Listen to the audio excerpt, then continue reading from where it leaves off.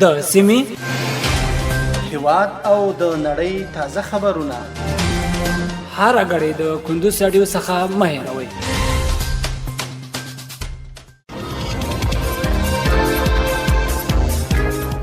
د کندوز رادیو قدرمنو اوریدونکو په سلامونو نیکی هیله مو هرکلی کوم. پام ورړم د کندوز رادیو د دې ساعت مهم او وروستۍ خبرونه ته. نن سه شنبه د لړمې عقرب 15مه نیټه ده چې د 2023م کال د نومبر له 15مې نیټې سره سمون خوري. روانه خبري غړي درته زه عبدالجلیل احساس وړاندې کوم، خو په پیل کې هم د څو مهمو خبرونو سرټکي. په شمال ختیځ زون کې د ولایتي ویاندویانو او نشراتو مسؤلینو د همغږۍ د ورځنی سیمینار ترسره شو. د پنجشیر له 50 فیصدیز روغتون سره د طبي او غیر طبي وسایلو مرسته وشوه. افغاني سره میاشت او د سولې کلي خیره بنسټ د پنجشنبې په ورځ 9 اتیا ناروغ ماشومان د درملنې په موخه جرمني ته استوي. او فراه کې د 8 میلیون افغانیو په لګښت پروژې پلي کېږي. اوس هم بشپړ خبرونه. په شمال ختیځ زون کې د ولایتي ویاندویانو او نشراتي مسؤلینو د همغږۍ د ورځنی سیمینار ترسره شو.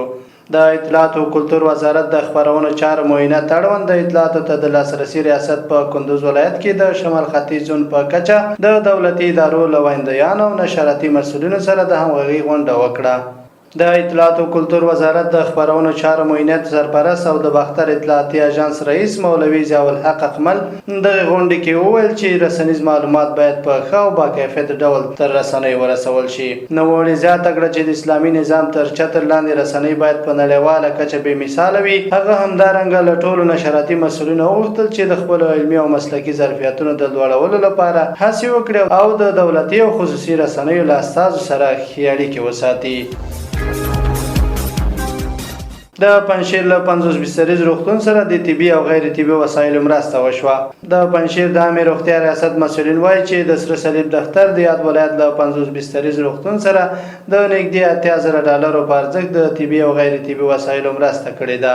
د پنجشیر د عامه روغتیا رئیس ډاکټر حجت الله محمدي ویلي چې په دغه وسایلو کې څوکۍ او د عملیاتو ماشین، د مانیټورینګ دستګاه، د جراحي سیټونه، د معایناتو دستګاوې، یو ترانسفارمر او یو جنراتور شامل دي چې د سره صلیب له دفتر له لوري د رخې ولسوالۍ له 50 فیصدیز روغتون سره مرسته شوې ده. افغاني سره میاشت او د سولې کلي خیره بنسټ د پنجشنبې په ورځ 9 اتیا ناروغ ماشومان د درملنې په موخه جرمني ته استوي. د افغاني سره میاشت ټولنې مسؤلین وایي چې د راروانې پنجشنبې په ورځ به د ناروغانو ماشومان یو 9 اتیا کسیزه ډله د سولې کلي خیرات بنسټ په مرسته جرمني هیواد ته واستول شي. د دغه ټولنې عمومي سرپرست رئیس شیخ شهاب الدین دلاور نن یاد هیواد ته د لیږدونکو 9 اتیا ماشومانو له کورنۍ سره د لیدنې په غونډه کې وویل چې په دې ډله کې په اور سخت سوځېدلي او د میکروبي هډوکو ناروغۍ اخته ماشومان شامل دي.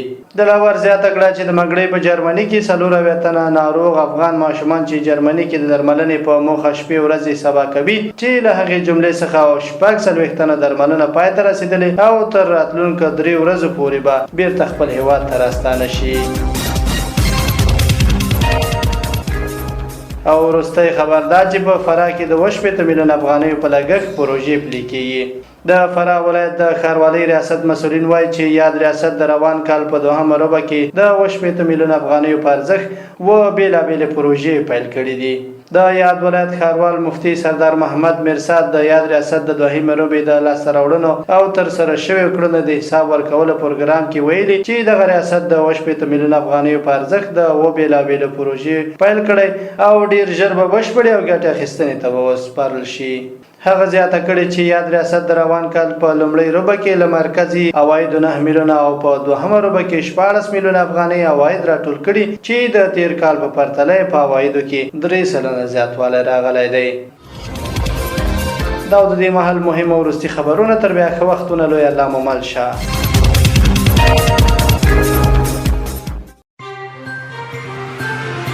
د سیمې هیواد او د نړۍ تازه خبرونه هر غړي د کندوز رادیو څخه مه هېروئ.